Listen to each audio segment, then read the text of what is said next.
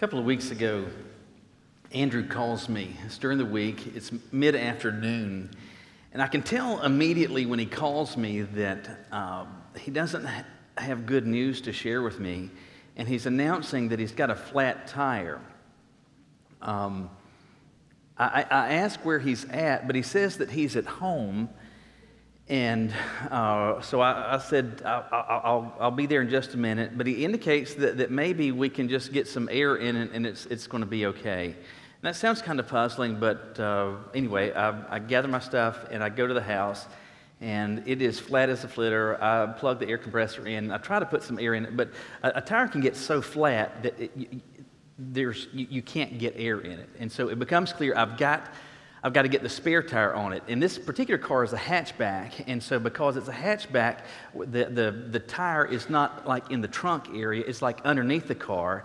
And I don't even know how to get to this thing. So I'm sitting there, and it's 1,000 degrees outside, and I'm sitting there with my phone looking at YouTube videos to figure out how do you even get to the tire on this thing. And so you have to lower it down, and I think you have to find a bottle, and you have to rub it, and the genie comes out, and you have to say, like, Simon and Mother May I, and all kinds of stuff. So finally, you're able to access this tire, and so we get the tire changed, and we take it, put the flat one in the back, get the spare on, we take it to the tire place, and I'm hoping that somehow, because what he has said, though, is that he hit a pothole and that the tire has gone flat.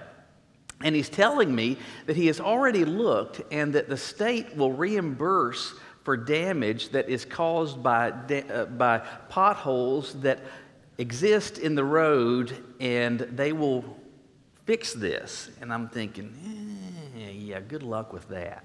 But anyway. But he's already looked into this, and I'm like, hey, I don't know. So we take the tire to the tire place, and they check it out. And long story short, the tire has to be replaced. It's been busted. And at this point, I start pressing him for some details about what exactly happened and where all this happened. And it turns out that this happened in our neighborhood. And as you approach our house, there's this big curb. And he says there's a pothole towards the side of the road. And because most of the time when I think of potholes, I think kind of like out in the middle of the road. But this one, he describes it kind of over to the side. So I pay very close attention when I go back home as to where this pothole is. So you got yellow line in the middle, you got white line on this side of the road. So here's the white line, here is the pothole. Like outside the white line. I am not happy. I'm not anxious to say praiseworthy things.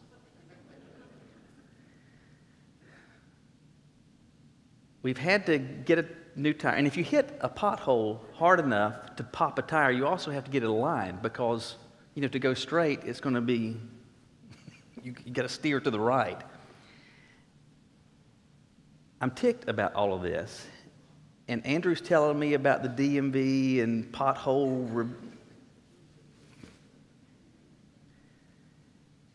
And I said, Andrew, this pothole is outside the white line. It's in a neighborhood street. There's not a whole lot of cars. It's not like you had to hit this. You weren't paying attention to what you were doing.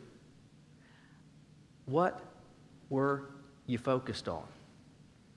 What were you watching? What were you focused on? Because it wasn't the road. Now, those of you who have been through the experience or the season of time where you are parenting teenage drivers, you know what it's like to experience congestive heart failure and all the trials and it just comes with the territory, and we know that. And there's a learning curve. You don't just wake up one day and you're an excellent driver. It just happens. We know that there's going to be some frustrations. But I said to him, you've got to be focused on what you're doing. I don't know what you were focused on, but it wasn't on this. But the reality is we experience that type of frustration with people all the time, right? Wives are frustrated with husbands because you're like, what are you focused on? Because it's not what I'm saying right now. Teachers are frustrated with their students because they're not focused on what the teacher is saying. Bosses and supervisors and management they're frustrated with their employees because they're not focused on the task, they're not focused on what's being communicated in the meeting. We're always frustrated with people because they're not focused on the right things. It's not that there's an absence of focus, there is an absence of focus on the right things, an absence of focus on the correct things. Now, with that in mind, let me just bring you back to what we're thinking about as we continue marching through what we know is the Sermon on the Mount that occurs in Matthew 5, 6, and 7. I've repeatedly said that there is a unifying theme to everything that Jesus talks about in this sermon, and that theme is kingdom. Kingdom. And if you have a kingdom, by definition, you have a king. And if you have a king, by definition, you have to have subjects. You have to have a domain. And if you have a king who has a domain and subjects, the king, by definition, gets to establish the rules. The king gets to establish what the norms are. The king gets to establish how things operate within the kingdom. And what Jesus is describing in the Sermon on the Mount is this: those that are his followers, those that are kingdom citizens, wherever, whether it was the first century or the 21st century, whether it's someone who's living in the United States or someone that is living in Timbuktu in 4th century, wherever it was, wherever it will be, wherever you find yourself, if you are a follower of Christ, ultimately you are a kingdom citizen. And everything that he says in this message has to do with you. And today what we're going to see is this, that Jesus communicates that those who are kingdom citizens, they have their focus on something. In fact, they have their focus on a couple of things. But what exactly are kingdom citizens focused on? What are they focused on? Look with me in Matthew chapter 6, starting with verse 1. Matthew 6, starting with verse 1. Jesus says this: "Be careful not to practice your righteousness in front of others to be seen by them. Otherwise, you have no reward with your Father in heaven. So whenever you give to the poor, don't sound a trumpet before you as the hypocrites do in the synagogues and on the streets to be applauded by people. Truly, I tell you, they have their reward. But when you give to the poor, don't let your left hand know what your right hand is doing, so that your giving may be in secret. And your Father who sees in secret will reward you. Whenever you pray, you must not be like the hypocrites, because they love to pray standing in the synagogues and on the street corners to be seen by people. Truly, I tell you, they have their reward. But when you pray, go into your private room, shut your door, and pray to your Father who is in secret, and your Father who sees in secret will reward you." Now, we're going to continue to unpack what Jesus describes in the verses that follow. In fact, we're going to be paying attention to what he says all the way down through verse 18. But everything that he says in these 18 verses helps answer that question. What are kingdom citizens, the followers of God, the followers of Jesus? What exactly is it that we are to be focused on? Well, based on what he says, I would answer it this way. Kingdom citizens are focused on, and this sounds kind of dumb, kingdom citizens, though, are focused on operating as kingdom citizens. You're like, well, that sounds kind of redundant. It's like using the word to define a word. But pay attention to what he says. Be careful not to practice your righteousness in front of others to be seen by them. I want you to realize that it is verse 1 that causes everything in the next 18 verses to be linked to that statement. When he says be careful, the word that he uses there that's translated be careful literally means pay attention to or focus on, and then he goes on to explain. Focus on, in this case, ensuring that you don't do this. Pay attention that you don't do this. So he's answering the question, this is what those who are kingdom citizens, those that are the followers of Christ, this is what they focus on. And then he says, be careful not to practice your righteousness. Now, when he talks about righteousness, he's used this word now several times already in the Sermon on the Mount. And sometimes we use this word occasionally in Sunday school or in Bible studies. We see it multiplied times in the pages of Scripture. And sometimes we have familiarity with it, but we sometimes have enough familiarity where we don't actually know what it means. But what does it mean? It means conforming to the norms of, conforming to the right standing of. In this case, Jesus is saying, when he uses the term righteousness, it's conveying the idea of conforming to the standards of God. Operating in conformance to the standards of God. So, as a kingdom citizen, he says, don't practice your conformity to the king's standards. Don't practice your being in right standing with the king's laws and rules in this particular way. And then he says, it starts to unpack it, and he says, in front of others to be seen by them. And at this point, he starts to give a series of examples. And the first thing that he talks about is giving. And the specific form of giving that he talks about is almsgiving. He's not talking about, in this case, giving to support the work of ministry, but actually giving to support and to help meet the needs of the poor. Now, obviously, in the first century at this place in the world, there were no governmental safety nets like those that exist in the United States. In particular, if you were a young person or like an orphan or a widow, or if you were handicapped, you were in dire straits. And the only way that you could get by was because of the gracious donations of other people. And so you would try to find a public place where you would hope that somebody might put a few coins in your can or a few pieces of money in your hand that you might be able to get something to eat, because in the absence of that, you couldn't work. You couldn't own property. You couldn't get by. Now, obviously, today we're operating with significantly more helps that are available. So many safety nets that are available to assist. But Jesus says in the first century, he's writing to people in a culture where that doesn't exist.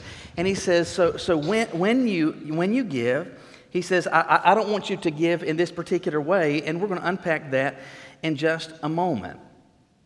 And on the heels of having said or talked about practicing your righteousness, he talks about giving.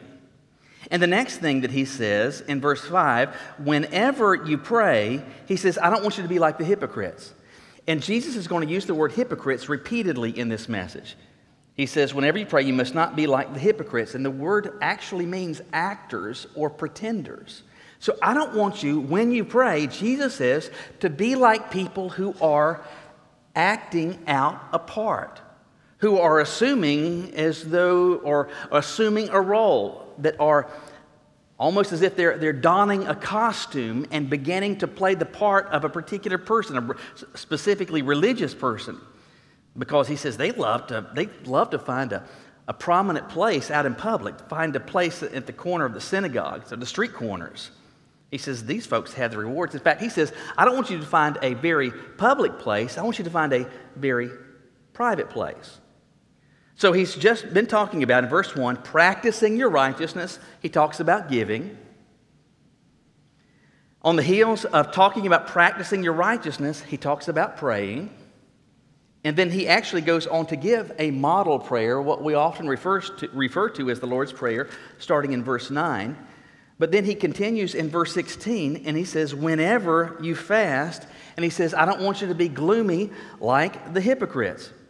Now, we're going to unpack with some detail what Jesus says here more in just a moment, but in verse 16, he's talking about fasting, and in the Jewish calendar, there were a number of stated days where there were going to be anticipated fasts where the people of God were, whether they were actual followers of God or not, these were stated fast days where you were going to be doing this.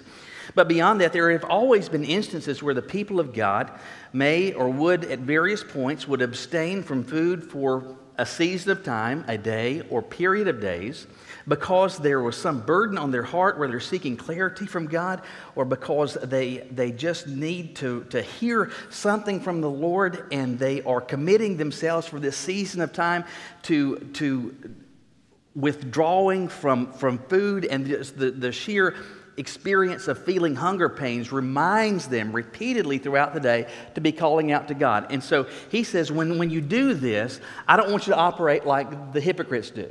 And he starts to unpack what the hypocrites do and how they operate.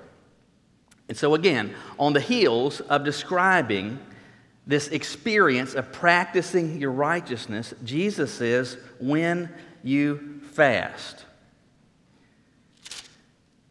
3 times he says and uses the word when.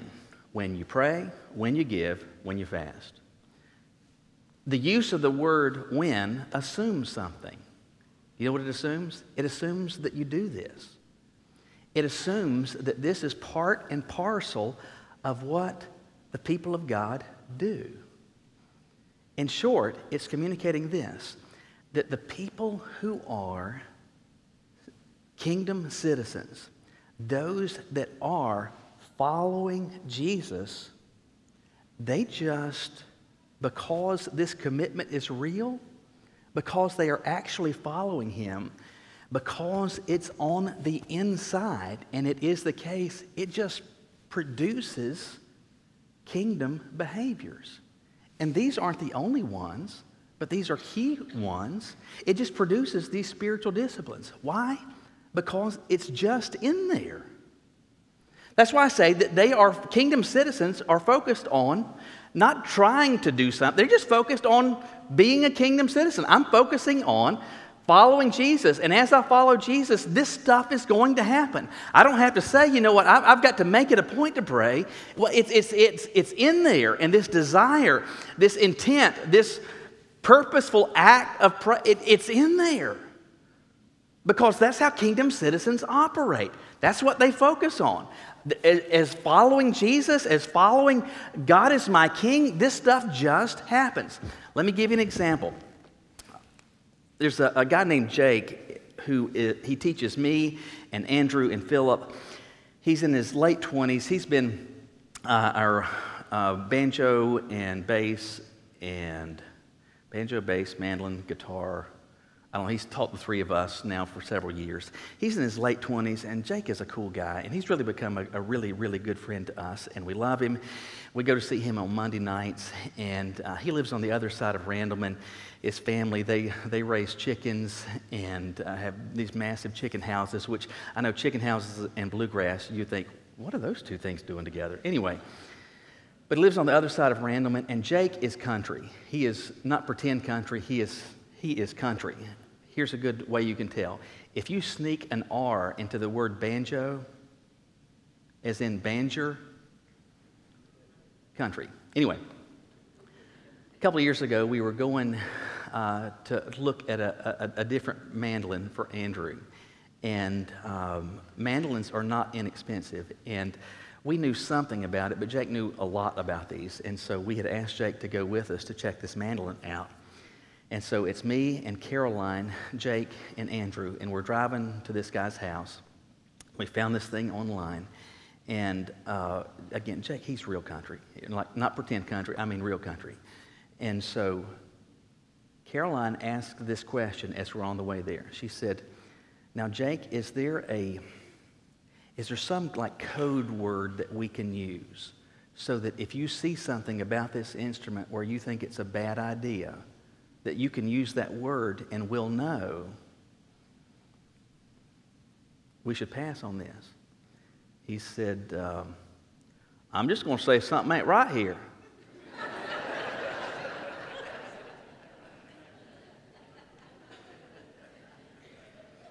We said, that'll do.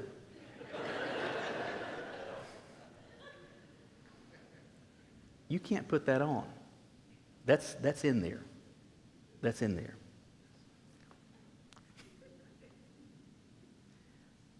Kingdom citizens, those that are actually following Jesus, when it's real, when it's in there, this stuff comes out. It just does. You don't have to pretend. You don't have to make it a point. I'm not suggesting that there aren't things about which that you want to be intentional and you don't want to increase the intensity or the frequency of, but I'm saying that if you are legitimately and sincerely seeking to be one that is following your king as a kingdom citizen, this stuff just happens. That's why Jesus doesn't say, now listen, I want you to make it a point to pray. Instead, he says what? When you pray. He doesn't say, I want you to make it a point to give. I want you to put it on your list. If you're a kingdom citizen, I want you to make it a point that you give. He says, when you give. Why? Because this is what kingdom citizens do. Kingdom citizens focus on just plainly being kingdom citizens. But he communicates there's something else they do, and that's this. They are focused on having their king's attention. They are focused on having their king's attention. As Jesus gives these examples of giving, of praying, and of fasting, he establishes a contrast. And he says, listen, this is how I want you to not do this. And he says, when you give, and I don't know if people were actually doing this or he is using hyperbole, which is the intended use of exaggeration, but he says, I don't want you to operate like hypocrites do, because it's as if they are going around with a mariachi band and they see somebody that is in need. They see this widow who has nothing, who is destitute, and the da-da-da-da-da-da. No, that's Burning Ring of Fire. You shouldn't play that.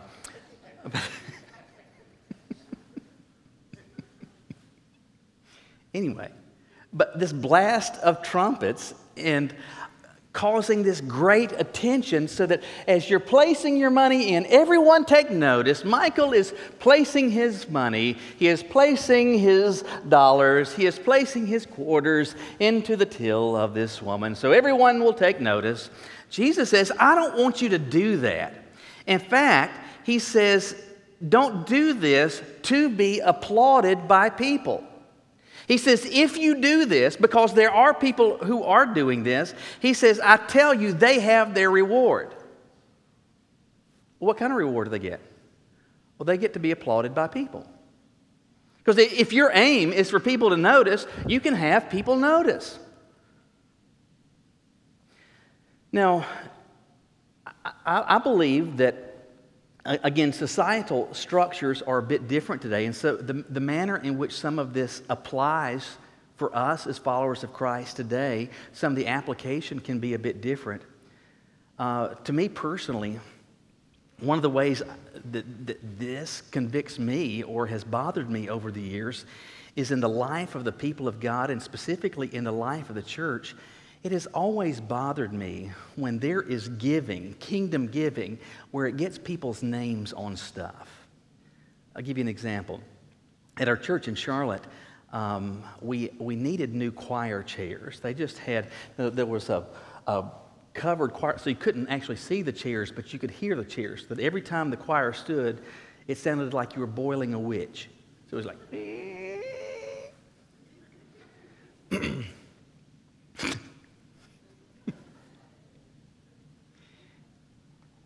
So we needed new choir chairs. And so chairs are not inexpensive. And so somebody was going to give money for that. Well, that's nice. I was grateful. The church was grateful. But what they wanted to do was to put a plaque on the front of it to say that these chairs were given by so-and-so. And, I mean, I was young and dumb, but that bothered me.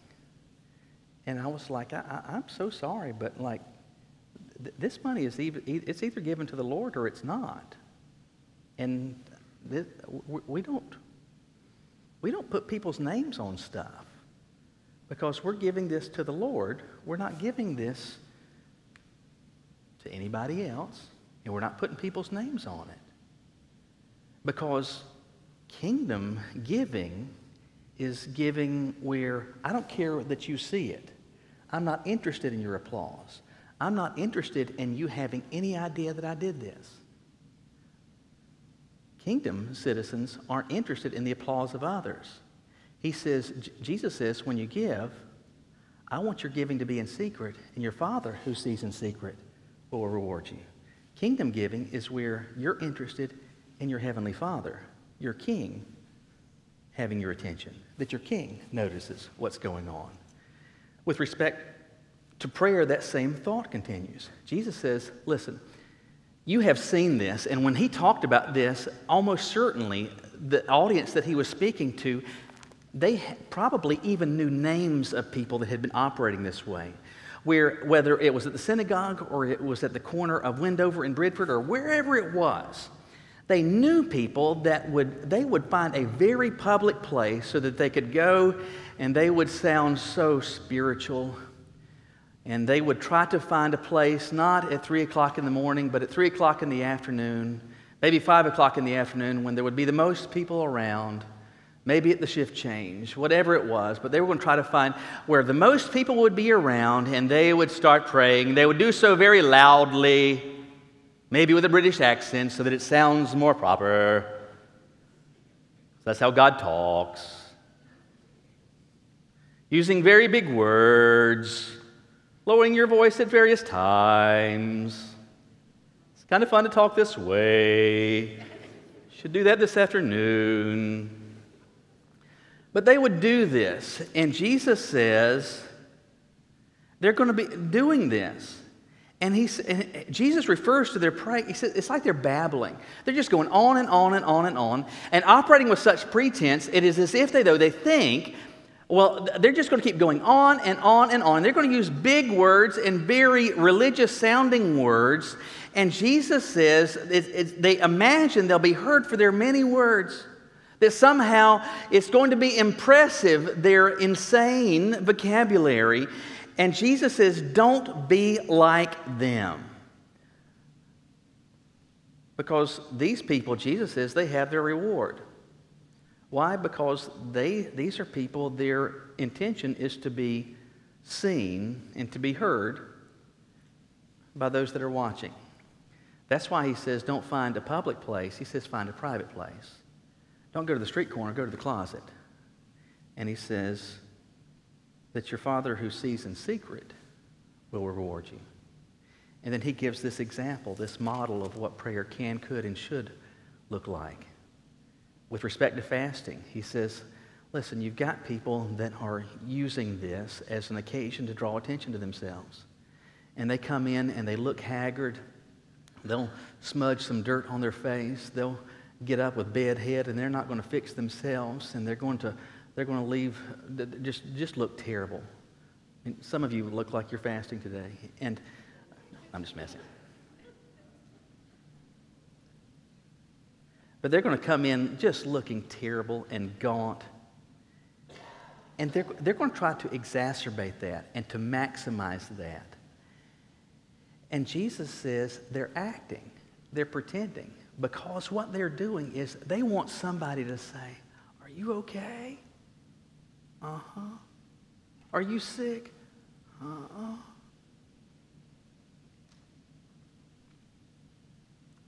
I'm fasting.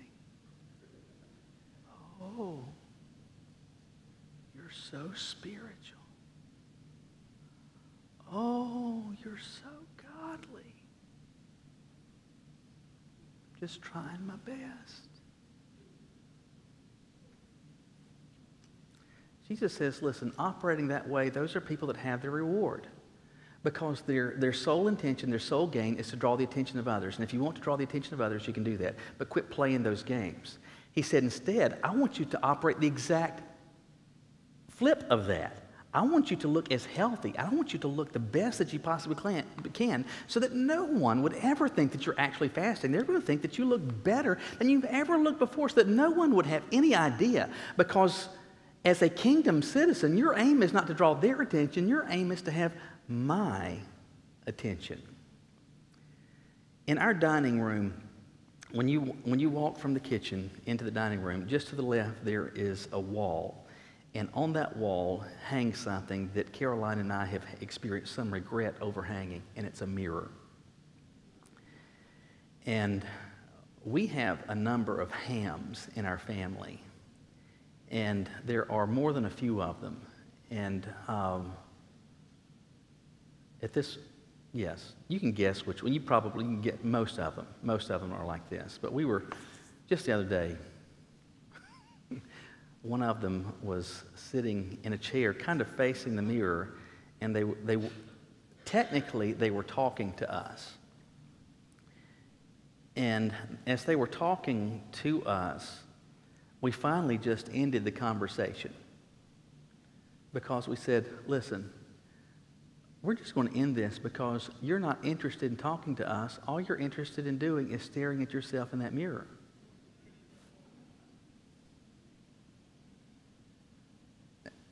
In case you're trying to guess, we got multiple ones that are like this, so you probably can guess multiple ones of that.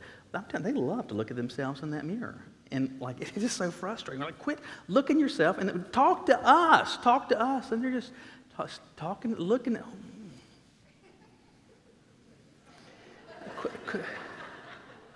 Who exactly are you talking to? Jesus says that the people of God, when they pray, they're not talking to themselves. They're not talking to you. They're interested in talking to Him. Their intended audience for every expression of their faith, for every expression of their commitment to their King, their intended audience is their King. Because that's what kingdom citizens are focused on. They're interested not in having the attention of their peers, not in living in the spotlight so that others can say, oh, you're so wonderful, you're so spiritual, you're so pious, I could never live up to you, I could never be like you. Oh, you're so wonderful. They have no intention whatsoever to be like that. But they just plainly want to follow their King. And as they do that, that's going to produce these spiritual disciplines, these spiritual fruits. Not that they want to garner the attention of others, but that they want to garner the attention of their King. That's the focus of kingdom citizens. Will you bow your heads with me?